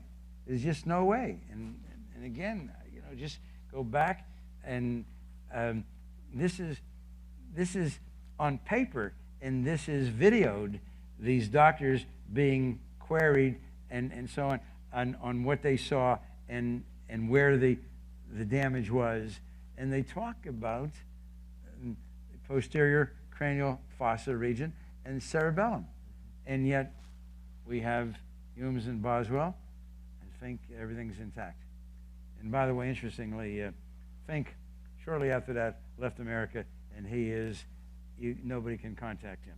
I've tried. He even was a member of the American Academy of Forensic Sciences for years with no address, and I tried very hard. I'm a former president of the Academy, and so on. Pierre Fink, he came back, I think, once to testify back in the late 60s, and that's it. I saw Pierre Fink in '65 when I gave my paper in Chicago at the Drake Hotel. And I remember I mentioned that I had known him, I had met him, and I said, Pierre, I'd like to, talk with you a little bit and just, ask you some. And he wasn't angry at all. He was just so down. He just shook his head. You could see, close to tears. He said, I wish I could talk about this. Because he knew a little bit about forensic pathology. So one of the autopsy doctors was there when you gave your first paper on the assassination. Yes. Okay, yeah, now you were talking a little quietly. What was his reaction to your paper? He was, well, not by my paper, no. He was sickened by the, he couldn't talk about the subject. Okay, you were asking him about the Yeah, we autopsy. sat down at lunch. Okay. And No, he couldn't talk. It was just, I can imagine. He was from Switzerland, very straight, kind of a, intellectual, rigid, and he just, I could, and now I'm just conjecturing, I want to say this, but I can see, that it was burning up inside of him. There are a number of questions in this stack that ask the exact same thing. Basically, what do you think happened? You laid out, as you say, the case for conspiracy, but who was responsible? Who specifically do you Well, do you first hold of all, accountable? let's talk about this from a forensic, pathological, forensic, scientific, investigative standpoint. What do I think happened? I do believe there were shots fired from the rear. And by the way, I want to say this too. I'm not at all concerned in any kind of a personal way about Lee Harvey Oswald. My input, and I don't speak for any of my colleagues, they can speak for themselves, has nothing to do with a retroactive, posthumous exculpation, exoneration of Lee Harvey Oswald. That's a whole other ballgame. I personally, I don't believe Oswald was a shooter. We can talk about that too. There's a lot on that. I forgot to mention about Oswald, and maybe we'll come back to that in a moment. But let me finish up with this. But there were shots fired from the rear. But there definitely was a shot fired from the right front side, and it had to be from behind the picket fence on the grassy knoll. And that's the shot that comes in, produces all this damage, causes blood and brain tissue to go backward toward the left, and so on. And that was the fatal shot. That's what I believe. All right, now what do I believe? Who was behind it? How many shots total? I think there were 4 shots, possibly 5, but I think there were definitely 4 shots. Okay. 4 shots.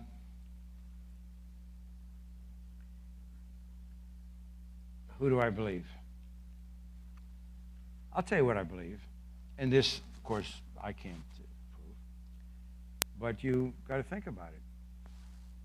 Who? I've given you the background politically, what was happening in this country, and indeed in the world, and where we stood. And John Kennedy, no question about his re-election. You remember what happened.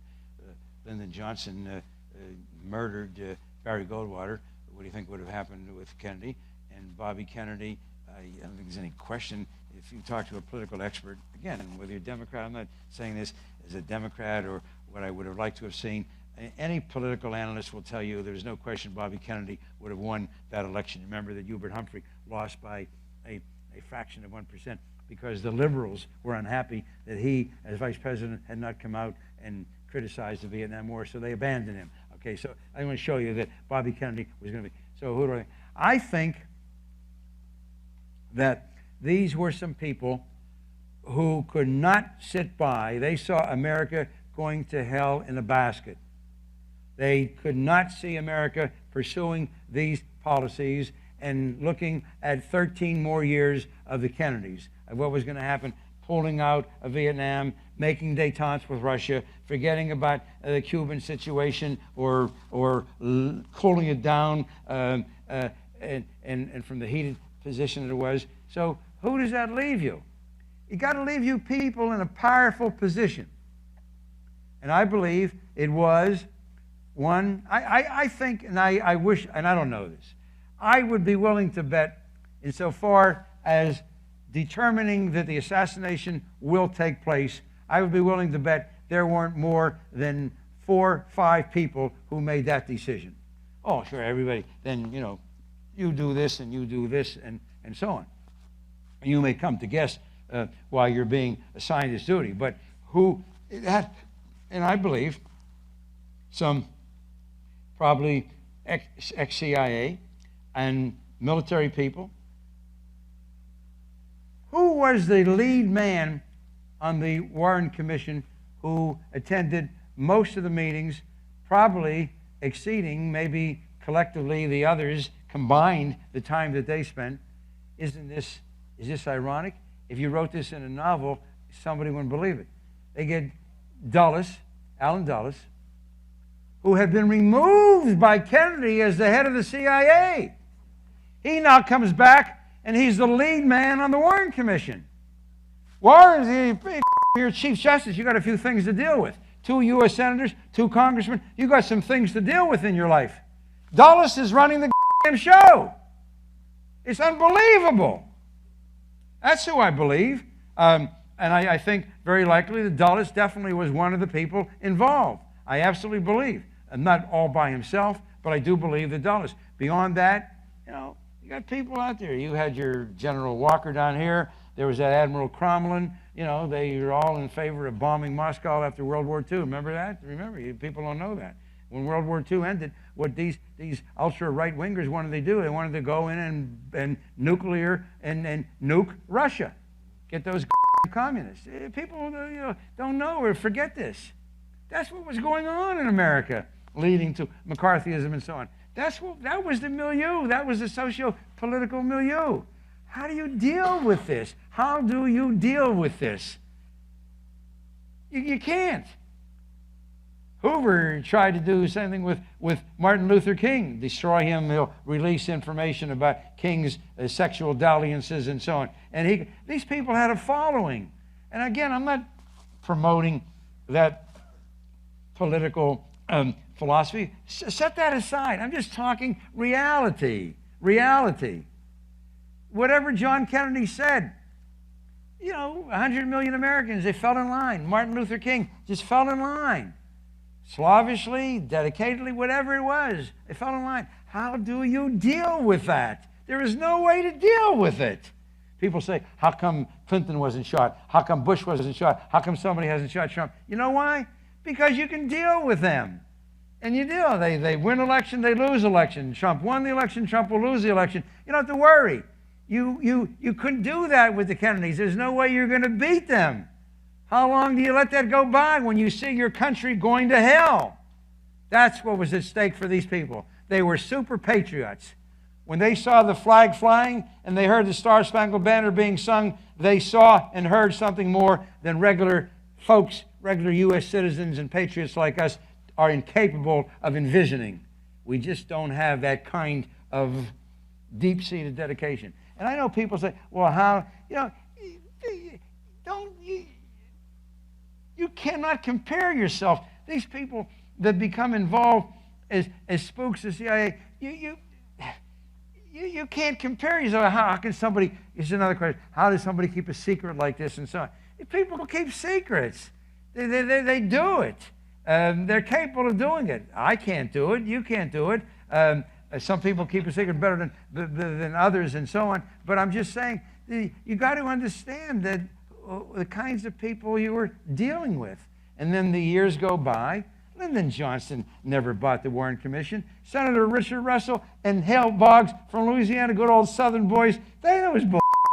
They knew that. They just signed on. There's get the things done. Johnson got to win the election. Sign on, man. Get it rid of. Russell and Boggs never bought the Warren Commission, and Johnson did not either. Good old Southern boys, they knew what the hell was going on. All right.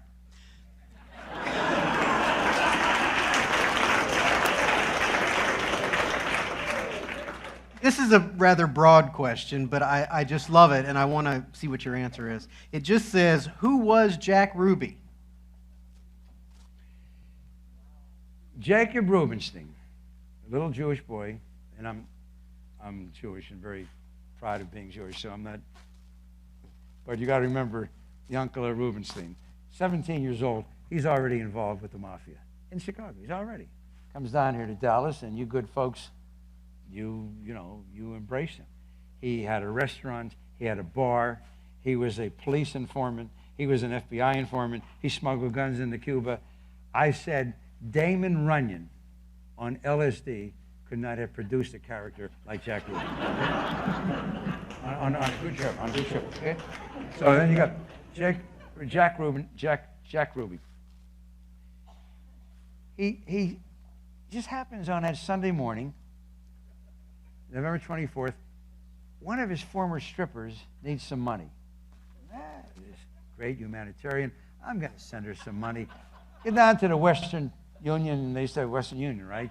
Send her some money. And I'm right across the street from the Texas School Police building. I'll drop in. What the hell? I got nothing better to do. And there's the ramp. You know, I always say, I wish I were, anybody visiting Texas, Dallas that day, you could have just walked in and you could have been there. You could have been a part of history. He walks on, nobody challenges him, and he decides, you know what? I can't let this be. I can't have this poor woman, Jackie Kennedy, go through the ordeal of a trial and having to live through all these things relating to her husband's murder and so on. I can't. So I'm going to take care of it. Takes out his gun and shoots Ruby. On Friday night at the news conference here in Dallas, who stood on a chair in the back when the district attorney couldn't think of the correct name of the Fair Play for Cuba? Who corrected him on the back seat? Jack Ruby. Okay? That was Jack Ruby. And then Jack Ruby begged on bended knee when Chief Justice Warren, Gerald Ford, and I forget the third member of the commission were here. He begged him to take him back to Washington so he could talk. And they declined. Okay? So, got Jack Ruby. That's a whole fascinating thing. Though all of this is just worked out. If you turned this in as a novel to a publisher, he would tell you forget about it. He'd tell you to forget about it. Just like if you turned in what's going on in the country today as a novel, this guy Trump, whatever the novelist's name has been given to him, and you talk about these things. We're going on with talking about grabbing a woman's breast and grabbing her and whatever, and he's the president of the United States of America. The publisher, get the out of here, man. I mean, you ain't in no way in the world. I'm gonna publish this book. No way in the world. But this is America, okay? This is us. This is us. So,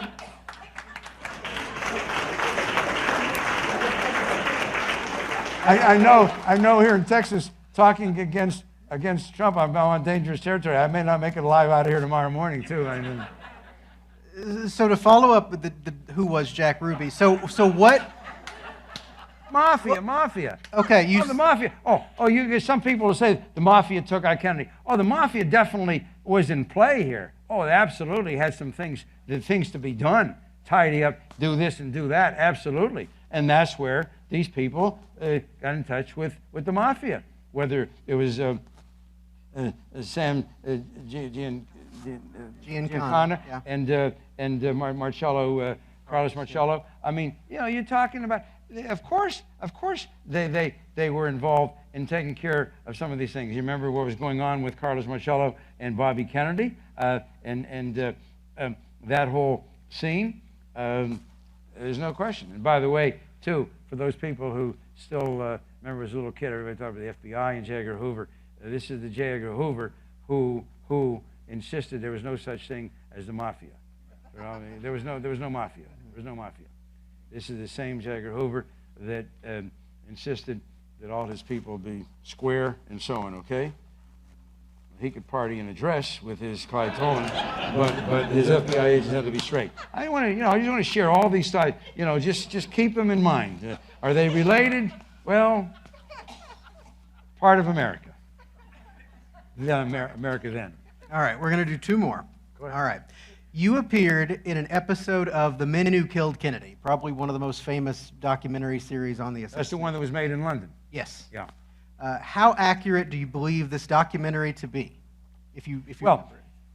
Jerry Spence was the defense attorney. Well, that's the trial of Lee Harvey Oswald.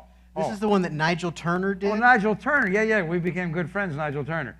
Yeah, I think it's very good. I think The Men Who Killed Kennedy is very good, yeah. Better than Trial of Lee Harvey Oswald. You want to talk about that one instead? Yeah. Vince Bugliosi and Jerry Spence? And Jerry Spence. This is interesting, too. I just met Bugliosi over there in London. Jerry Spence was fit to be tied. He was going to leave and walk out. He hadn't prepared properly. Great attorney. I worked with him on some big cases. Case down there killed a whole bunch of people in New Mexico. And so we became good friends. but he wasn't prepared. And Bugliosi was prepared.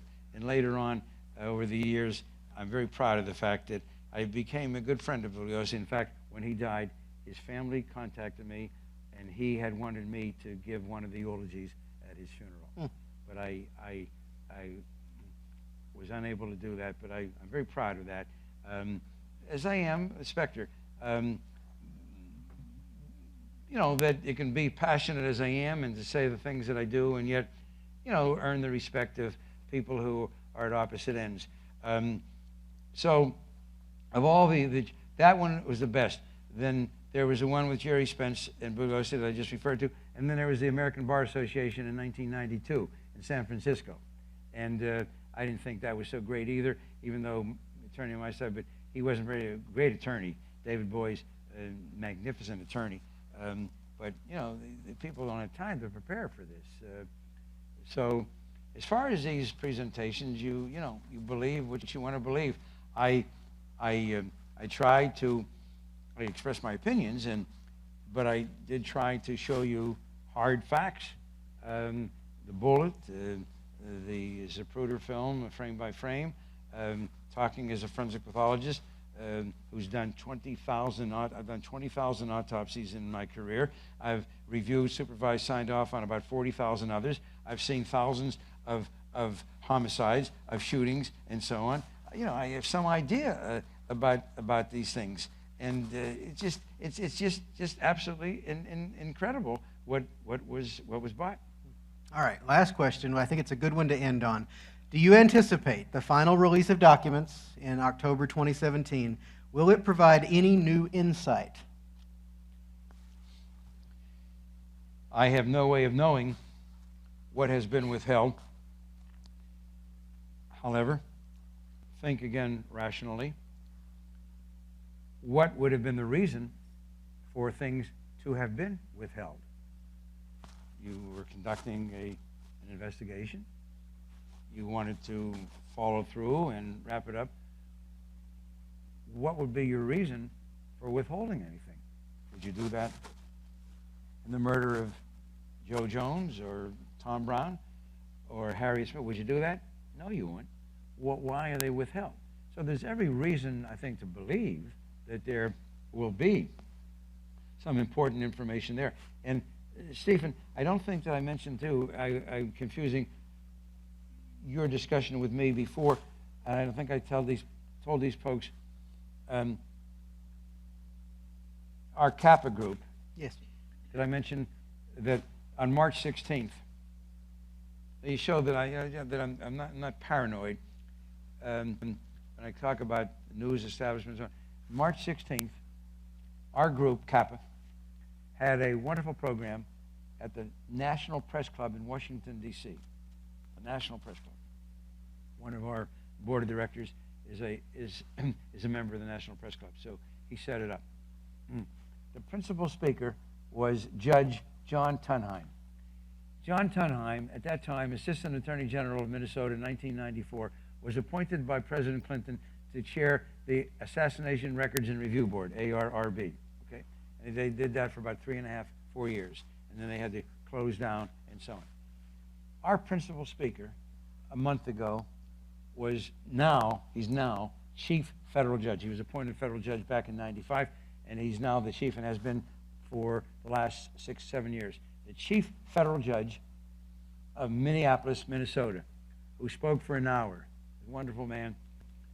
Okay. This is the coverage by the national news media of this federal judge who headed up the ARRB. Okay. Not that I need the publicity. I'm not running for office in Texas. I don't think. I will see. But so I don't need my name in the paper. But you have somebody. It happens to be me. It could be any number of other people or so on. But you know, I have some status and in my field of forensic pathology. I got some credentials and past president of the American Academy of Forensic Sciences, American College of Legal Medicine, blah, blah, blah, blah, blah, blah, and blah, blah, blah. Okay, so if you had a program here, if you have a controversial murder that took place in Dallas, and I'm sure you've had some controversial murders here think of one. I don't know. But I mean, no, really, not political, but I mean, involving maybe some mob guy or some politician, something like that. And you had this program, and you were talking about it, and you were approaching it from the standpoint of dissecting it and how it's. I will bet you 10 to 1, 100 to 1 that you would have some TV and newspaper people here. What has this guy got to say about the murder of, Mr. X, whatever, okay? No way. They don't. Forget about it. Forget about it. And this is the obstacle we face. And as you and I talk, Stephen, it's ultimately perhaps going to come down to Trump. What does he believe about the assassination? And I don't know. I have no knowledge of what President Donald Trump believes about the Warren Commission. We talked about the fact that he did try to throw in Ted Cruz's father, right? So kind of suggested maybe, because why would you throw in, although with Trump, why would you do this? He had to It's okay. destroy 18 Republican primary opponents, so whatever was fair game, and Cruz happened to fall into that category. But we'll see. As of now, we are told that the archivist, national archivist, who is compiling all these materials, and we got this official word, we were told, he has not been told, he has not been contacted by anybody or any entity to tell him to cease and desist, that they're not going to go through with it. Mm-hmm. So whether that continues now into October, we'll see, but that's the main reason why we formed our group, so that we will be able to continue to spearhead this and see to it that this is accomplished. It needs to be done. There is no basis for withholding this information at all. And again, I know I'm repeating, but I just want to make this clear. There are amongst you here, and people who believe in the Warren Commission. I just want you to understand, you can't have any ands, ifs, maybes, buts, hollovers, moreovers. You can't have that. You're pregnant or you're not pregnant. There's no in between. If you believe the Warren Commission report, I just want you to know this. I want you to know this. What you are believing, what you are accepting is that nobody, from the beginning through the execution of the act to the end, nobody had any knowledge, any awareness, any complicity, any involvement. 0, 0, 0. That's what you are buying with the Warren Commission. I want you to understand that. You're buying Humes and Boswell. You're buying the single bullet theory. You're buying the whole thing. You can go on for Oswald in 2.5 years in Russia. I don't even get into that. I mean, FBI, 1973, Dr. Noguchi, a couple of my colleagues went to Russia to meet with the forensic pathologists there. We were there for about a week and a half in Moscow and Leningrad. I wasn't in my office more than a week before 2 FBI agents came by, and they just wanted to talk to me about what did I see, what did I observe in Russia, 1973. We were with forensic pathologists. What did I see? What did I think? Oswald, and I think Marina, I think her uncle was a KGB official, and over there for two plus years and so on. And Marina, she knows nothing about this. I've had some contact with her. I think she's a wonderful lady, but nobody knew anything, and the FBI wasn't interested in Oswald. He is at Sugi Air Base, where the U-2 missions flew off. He decides he's going to apply for a hardship discharge. Comes home. His mother had missed work for 1 day or 2 days for something. I think she bumped or cut herself. That was his hardship discharge. I was in the Air Force for 2 years. I tried a couple times to help people legitimately to get out on hardship discharges, okay, including my soon-to-be fiance and wife, who was trying to get out. She'd come from Norway, and we met in the Air Force. But anyway, the point I'm making is, you don't just walk in, hey, you know, man, I want to get the hell out of here. I've had enough of this. You know, I mean, I mean, a hardship discharge. But he comes home, and his mother, he's only home for what, a couple days or so on, and then he's taking off. He's already gone to Russia. I mean, I think that, as I recall, he was close to his mother. I mean, just look at the whole scenario. Just look at it, the whole thing. Who was Lee Harvey Oswald? And then he's down there, one floor below us, and the cars are coming right at him on Houston, right? Mm-hmm. And closer and closer. I've got my gun. There's Grodin. There's Kennedy. Closer, closer, closer. Man, I got a hell of. I want to wait till you turn. You're going away from me downhill. There's some tree branches. That's when I'll shoot. That's when I'll shoot. And then what the hell? I gotta give the cops a break here too. Here's the gun. I'll just throw it in here, okay, into the corner. And then he is down there drinking his Coke on the second floor. He's gone from the southeast corner to the northwest corner. A cop ran in. What was that cop's name? Whatever the cop's name was. Marion Baker. Marion Baker, okay. And then he say, there's Oswald drinking a Coke, right? Boy, is that some cool, calm SOB, man, huh? I mean, you just killed the president. Not to mention that you're this fanatic, killed the president, but you keep insisting that you don't know what the hell they're talking about. You didn't kill anybody. And where was this fanaticism from? Why was he? I have it from first-hand sources that he liked Kennedy very much. Where did this hatred come from? Where did this hatred come from? From what is his background politically? To kill Kennedy? Where did it come from? And where was he going then? To the movie theater? Just think about it. It's the whole. It's incredibly bizarre. But this is what you got to buy. You want to make sure that you know what you are buying. I'm not here to convert anybody, but as anybody that walks out of here still believing in the Warren Commission, okay, then I got a structure in Brooklyn. I'm available for sale. Well, I think regardless of what anyone in this room believes, what the passion you have demonstrated tonight reminds all of us, and I hope I speak for everyone here, that this story matters, this case matters, and it's going to matter for a long, long time. And it should. On to our kids and everything. You're right. Dr. Wecht, thank you so much.